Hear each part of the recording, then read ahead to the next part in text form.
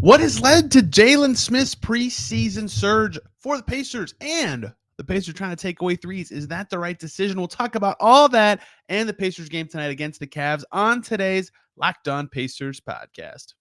You are Locked On Pacers, your daily Indiana Pacers podcast, part of the Locked On Podcast Network, your team every day.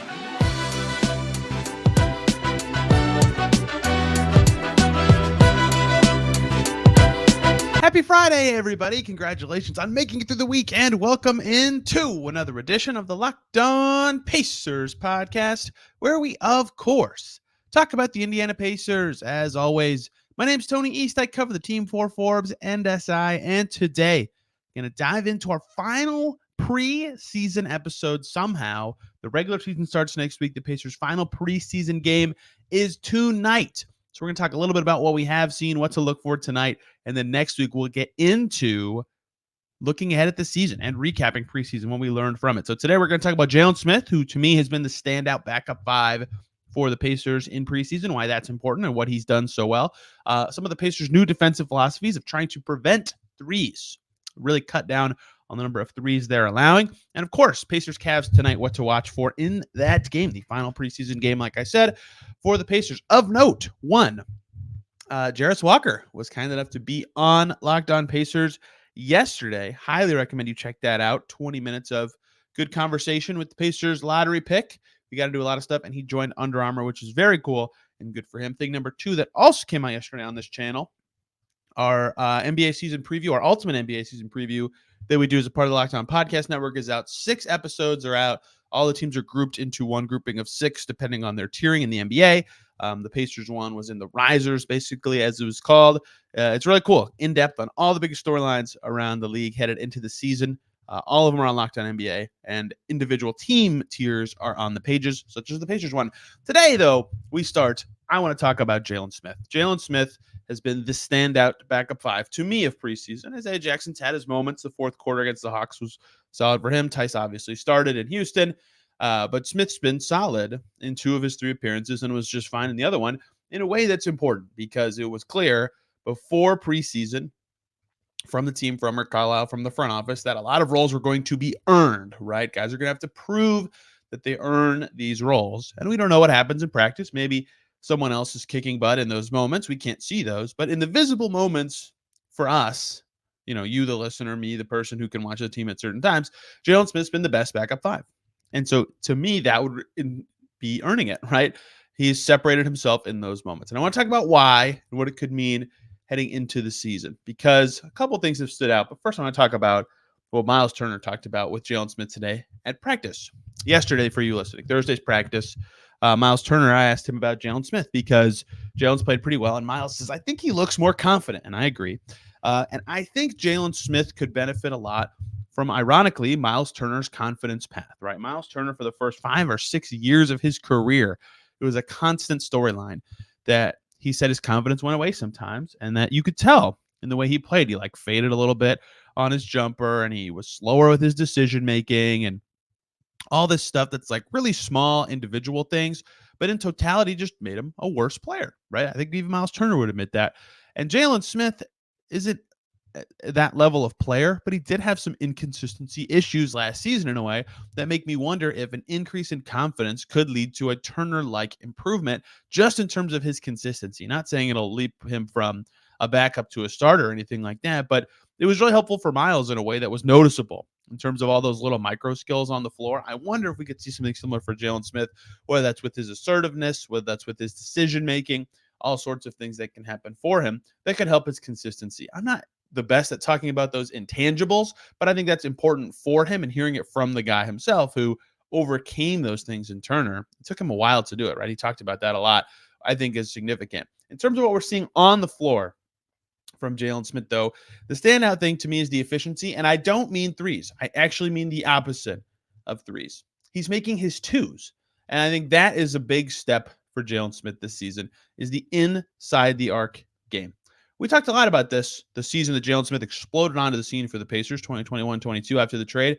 He hit 37.3% of his threes that year. And that was awesome. And that made him feel like he could be the 4. That made the Pacers feel like he could be the 4.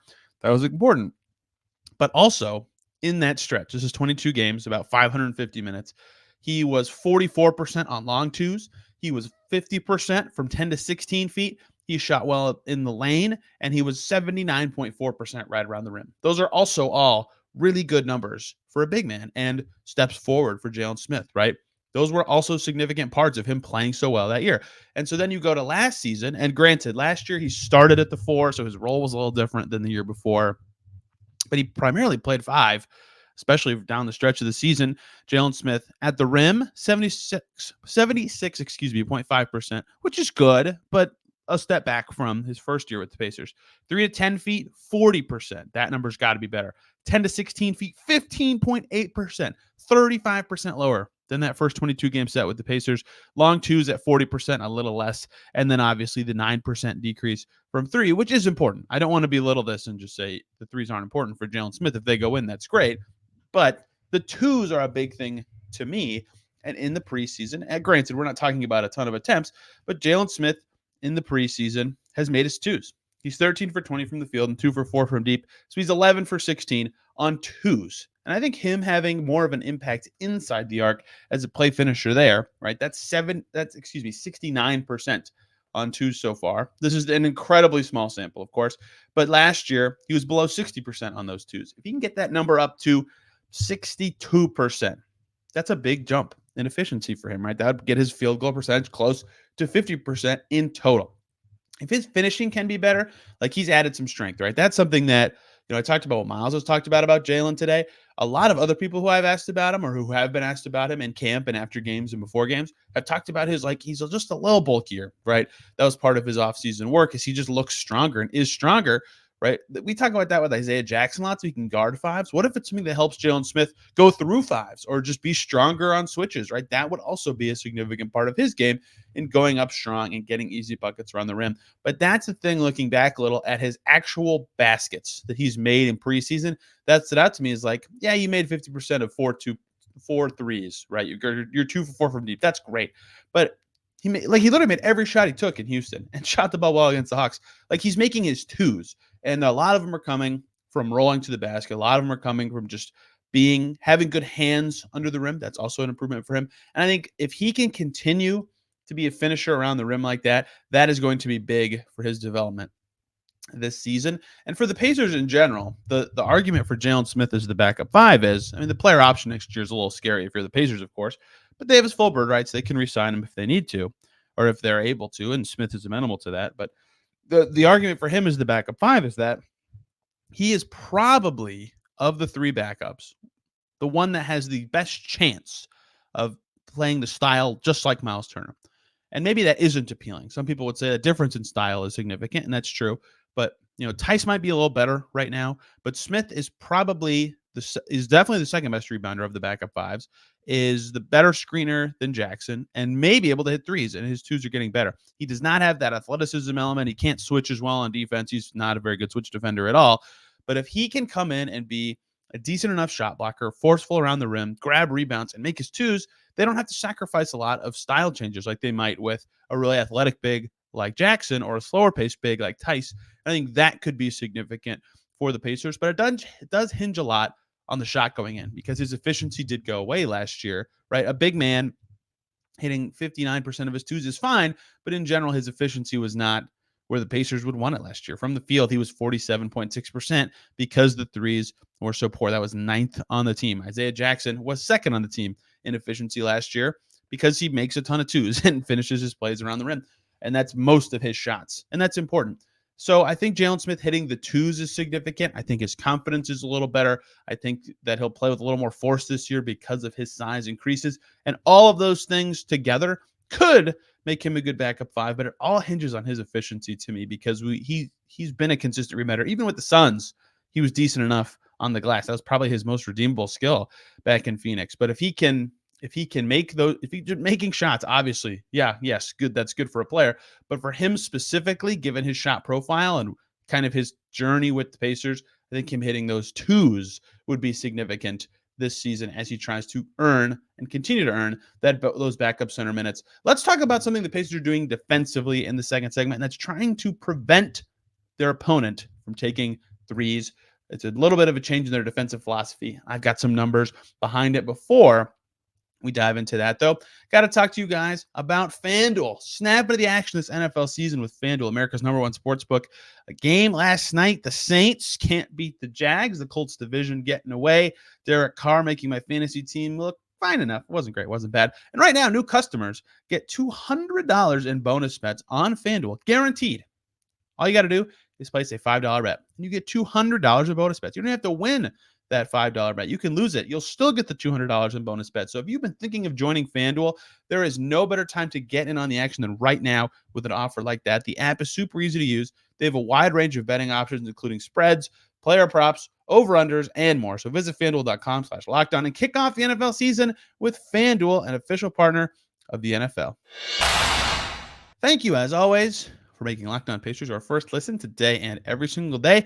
For your second listen, I'm cheating, and I'm just going to say Locked On Pacers again because I really want everybody to enjoy the interview with Jarace Walker. It was very cool that he joined the show, and it was fun chatting with him. And we continue today talking about the Pacers defense, who's trying to prevent more threes. We've gotten this out of a few players, right? It's taken a lot to crack the code, asking these guys about some of their defensive changes, but one that's been talked about a lot is preventing the other team from taking threes. And it wasn't that obvious in Memphis, their first preseason game.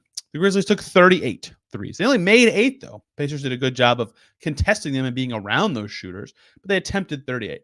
Then they played Houston. Houston only attempted 25 threes. That is nothing in the modern NBA. And then they played the Hawks. The Hawks took 12 threes in the first half on Monday. They took 26 in total. So the Pacers twice have held their opponent to 26 or fewer threes in a game. This is the preseason. But last year, the team that allowed the fewest threes per game was the Cavs at 30.6 per game. That is not a sustainably low number for the Pacers. I think they're during the season when it's full rotations and teams are gelling a little more and they know how to get to their shots, like that number will go up. Obviously, the 38 against Memphis being the example, although that game went to overtime. But that is a new-ish thing for them. They were they actually were 10th. So they were technically the top 10 of teams in three-point attempts per game allowed last season, but they were 0.1 away from being 15th, and they were 0.3 away from being outside the top 10. So it's like we're talking about like no margin here. They're trying to climb up higher on that list. They're trying to prevent threes. It's been really funny to hear them talk about it. Like Tyrese Haliburton nailed this point home the best. Like they like to shoot threes too and prevent threes. So in practice, Haliburton was like, it's hard to find space for these threes because we're trying to prevent them so hard. So it feels like they have more space for the threes in games, right? Tyrese Haliburton got up 7 or 8 of them against Atlanta. I believe 8. I literally have the box score right in front of me. I don't know why I'm guessing 7 was the correct answer. They were just easy to get open because they're practicing against a defense designed not to give up all these threes. So what does this change mean? Is this a good change for the Pacers? Why are they doing it? Because being in the top 10-ish last year is good, but they gave up like a pretty high quality of three. In fact, the threes they gave up the 5th best percentage on threes. The other teams in the top 5 were the Spurs, who were awful defensively, the Blazers, who were awful defensively, the Raptors, who were okay defensively, and the Rockets, who suck defensively. And obviously, if the other team makes shots, your defense is going to stink. But part of the reason they're making shots is they're open. And the Pacers gave up a lot of threes because they gave up these driving lanes. And then there were kickouts and there were wide open shots because Turner could do a lot of stuff in the lane. I don't need to get too much into the mechanics of all this, but they gave up not a ton of threes, but they gave up high quality threes. This year, they're trying to reduce both of those things. Less quality, which is something Haliburton talked about, like with the Grizzlies only making 8, and quantity, which we've seen in the numbers of these games. What does that actually mean? What does that look like, right? I think in general, given the Pacers roster, that's a smart idea. Like if you have a good rim protector who's already a deterrent, like I'll never forget it. It was 2018. It was 5 years ago still. Actually, it was 2019. It was the 2018-19 playoffs. So it was 4 years ago. Kyrie Irving talking about in the playoffs in that Celtics-Pacers series, how the Celtics like eyes lit up when Miles Turner went out of the game because then it would be easier to attack the rim, right? He is still a deterrent. Even at his current level, which last season was not his most impactful season, he's still a rim deterrent. Guys know he's there. Guys think about if they have to shoot their layup higher or pass or just understand where Miles Turner is, right? Having that level of player around the basket does help. So that makes it easier, in theory, to be a team that's like, if we cut off the threes, all of a sudden we're either coercing teams into mid-rangers or we're forcing worse shots, whatever that can be. Now they have to have everybody be a good defender around the basket in that case, or most of their players, right? Because then just one switch later, Miles Turner's not under the basket anymore, or he's not on the center, and all of a sudden it's easy. It's a layup line. So there has to be more than that. That's where Bruce Brown can help and has already. That's where Jase in the future should be able to help. But right now, I think teams with good rim protectors and teams that cut off the three tend to be very good on defense. Exhibit A, the Pacers' opponent tonight, the team that had the number one defense in the NBA last season, the Cleveland Cavaliers. The only team with a defensive rating below 110 last year was the Cavs. They were also the only team to give up less than 31 three-point attempts per game. They cut off the threes, and guys couldn't get into the paint and score because Mobley could protect the rim and Jared Allen could protect the rim, and they had size on their team that was at least credible enough. And they'll be better on defense this year with their talent, although doing that again is going to be tricky. But like, they just had big bodies, so they could survive, even though they didn't have the best perimeter defenders in general. That scheme worked really well for them. The third fewest threes allowed per game last year, the Phoenix Suns, who had Ayton, who's just big, KD, who's a good weak side rim protector. They had some good defenders last year. I don't think they'll be as good of a defensive team this year, but last year the Suns were the third best team in the league at preventing threes by their opponent, and they were 7th in defensive rating. The 4th best team at preventing threes, the Brooklyn Nets, had a great defensive rating down the stretch when they tweaked their roster.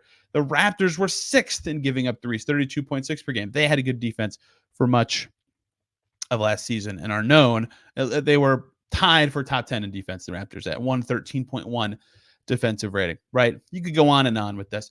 So teams that have a good rim protector and cut off the threes tend to be a good defensive team. The Timberwolves were 11th in giving up threes and 10th in defensive rating because they had Gobert, and they tried to prevent giving up threes. So all that to say, in theory, the Pacers' idea and their personnel suggest this is a good idea, but it can be a bad idea, or it can be indicative of a team that has awful rim protection. The second team in giving up the fewest threes last season was the Mavs. The Mavs did not give up few threes because they were awesome at preventing the three. They gave up few threes because teams could just walk to the rim against them all the time. The Mavs were an awful defensive team last year. For example, they finished 25th in defense. The Spurs gave up the fifth fewest. I am having so much trouble talking today. The 5th fewest threes per game last season. They had the worst defense in the NBA. Same thing. They're giving up layup lines. The Wizards gave up the 7th most threes last season. They had the 21st best defense, layup lines, right? So it is important to have good rim defense. It's not just cut off threes. Suddenly you're good at defense. In fact, the opposite can be true too. And this is my other point I'll get to in a second, though. But the teams that gave up the most threes, the top 3 were Houston, Orlando, Chicago, which doesn't sound like good defensive teams, but the Magic were good on defense after the first about month of the season, and the Bulls had the 5th best defense in the league. And then also in the bottom portions of these most threes allowed per game, the Grizzlies, the Knicks, the Lakers, the Thunder, the Pelicans, the Heat, and the Warriors round out the top 10. All of those teams made the playoffs. Every single one of the teams I just said. Or at least the play-in the Pelicans and Thunder's case, right? And the Grizzlies had a top 3 defense. I'm going on and on. Generally, being on one extreme or the other of strategy between rim deterrence and three deterrence is the way to go. And that generally can be defined by your personnel. I think the Pacers personnel suggests that they should be a team that tries to prevent teams from taking threes. And if it means they give up some high-quality ones, maybe that's the case. And if it means they just give up an obscene number of layups when Miles Turner's not in the game, maybe that's a trade-off they have to live with. That's something that Jalen Smith taking a step forward as a rim protector, or Isaiah Jackson, or the team in general, having guys, Jarris Walker, maybe Aaron Nesmith, maybe just anyone taking a step forward as a rim deterrent. And Nesmith might be too short, but that would be significant in this way because like all these teams in the middle that kind of try to toe the line between the two don't have as good of defenses. Like in this group, you see Sacramento and Indiana and the Clippers and the Hawks and the Hornets and the Jazz. These are all teams between 11 and 20 who kind of are like, okay, but don't have a bread and butter at either last year. And I think the Pacers having one extreme cut off would really help them, right? I think that generally too is a good principle. Let's take away the 3 and see how it goes for the Pacers. And the other thing that I think is advantageous from this is it's a lot easier to corral rebounds on shorter shots. It's easier to read where the ball is going. The Warriors talk a lot about this. or at least Steve Kerr has in the past. Like, part of the struggles they have when they give up so many threes, because they've been a great defensive team with Draymond for forever, is that there's all these long rebounds, and that can really kill them at times. And Michael Von Looney is so important. If you're the Pacers and all of a sudden maybe you're giving up a little bit of space on defense, but you're giving up more readable shots, it might be easier to get the rebounds, which is something they're working on, and then easier to get in transition. There's a lot of ripple effects from this, but in general, the number suggests focusing on preventing something with all of your might is a good idea. It should be determined by your personnel, and the Pacers personnel specifically, to me at least, says they should be a team trying to prevent the three. We'll see if they can actually do it. But in the preseason so far, it's looked like an okay strategy. I'll be curious if they can do it again against the Cavs, who have some dynamic guys who can create their own three, right? Trae Young didn't play. That obviously matters a great deal. DeJounte Murray did not play. So we'll see. And speaking of their opponent tonight and what that could mean for them, let's talk Pacers-Cavs. Pacers' final preseason game. What to watch for? What will we learn about the Pacers as they close out the preseason? We can talk about that to close out today's show. Before we do that, though, I have to talk to you guys about Jase Medical. There's a lot of uncertainty in the world. It's important to be prepared.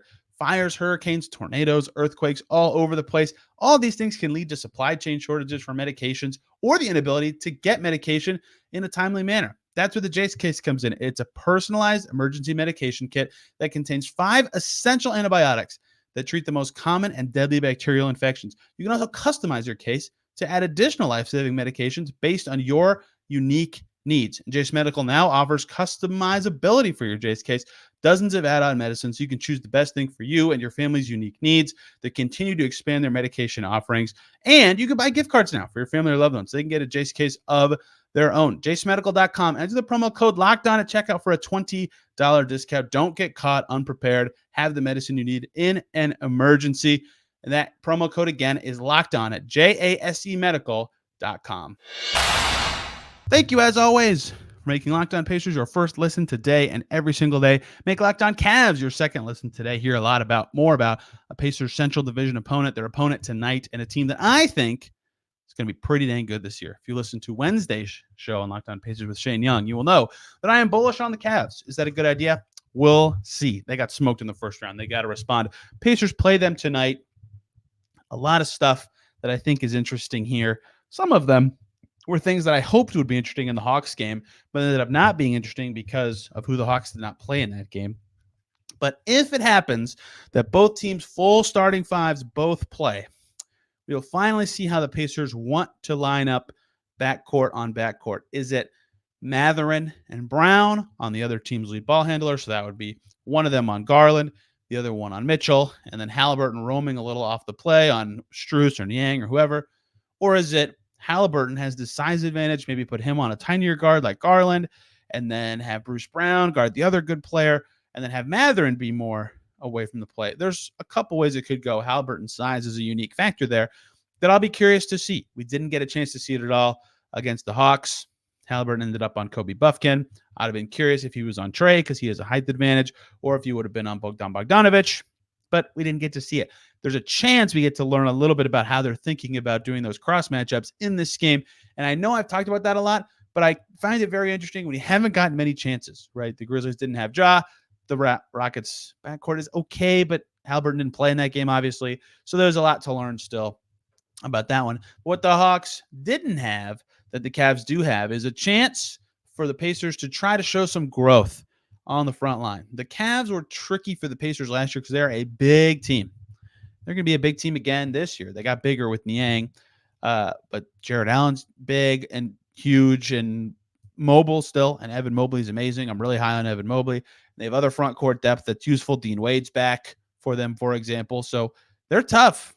They are tough. Damian Jones is on their team now. He's also a big. So they have a good front court rotation. Now, the big size is going to be a problem for the Pacers, whether that's a wing or a post player, whatever it is. They still don't have anyone great for those matchups. But we saw the Pacers against the Grizzlies, against another big team with two kind of front court giants, just kill them. Steven Adams is tough, but Jaren Jackson was getting whatever he wanted, right off the dribble moves, attacking. No matter who was guarding him, he could create space. He could make plays. Can they do better against Mobley and Allen. And neither of those two guys are as talented offensively as Jaren Jackson, but they're the best defensive front court, or maybe the best defensive front court in the whole NBA. So that's going to cause problems for Toppin and Turner. How can they adapt? Can they spread those guys out at all?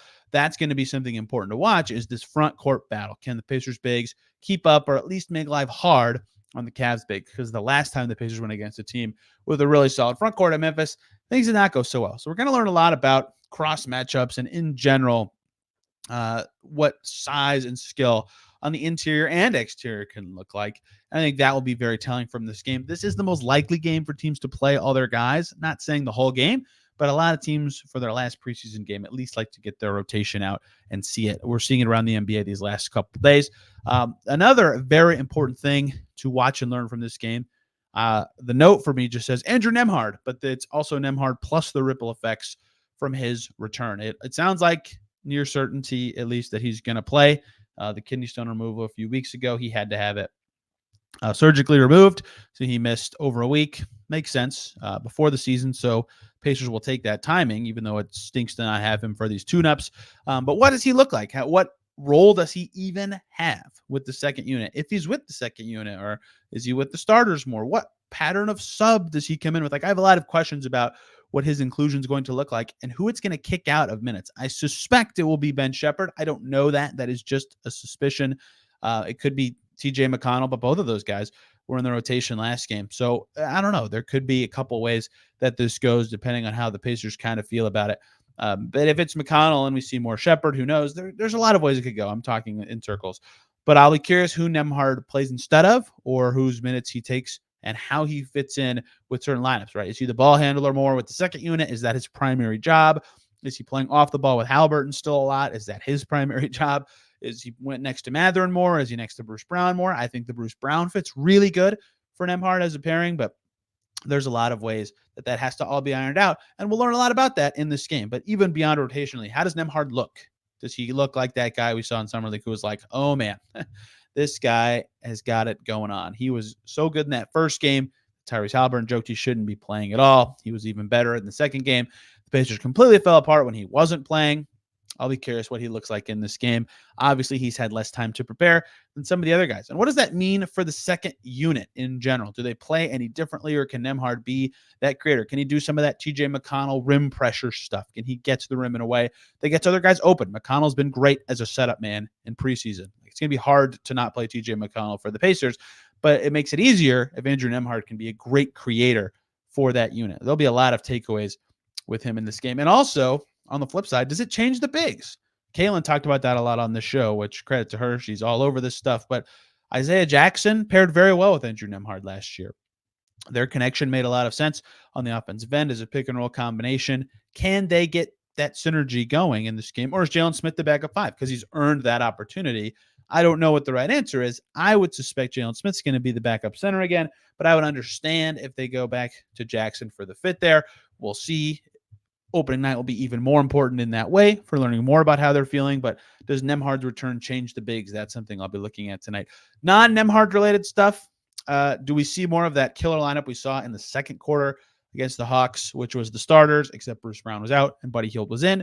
So it was Halliburton, Mathurin, Hield, Toppin, and Turner, a.k.a. probably their best offensive five. That group outscored the Hawks 17-6 in a little under 5 minutes. That's a crazy number of points for under 5 minutes. The defense was even good, which was surprising for that unit. Do we see more of that? And does it look equally good? Because that group, I mean, everybody can score in a number of ways. It's so hard to defend that group. You have to put like a kind of not good defender on Ben Mathurin, who's like passing and making plays off the dribble in preseason. It's a really tricky group to defend, and I'll be curious if we see it again. And now that Nembhard is playing, to get back to him a little bit, do we also see the flip side, the defensive group? Dustin Dopirak's been all over this, but the Pacers' best offensive five and their best defensive five have very little overlap, right?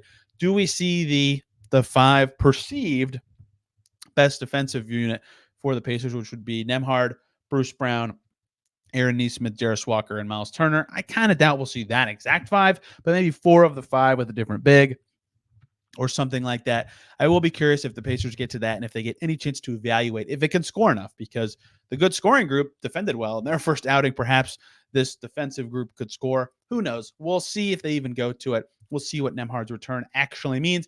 And then Monday, we can wrap up the exhibitions. We can talk about what we learned in the preseason, what questions were answered, what it all means, and then we're off to the races. Regular season time.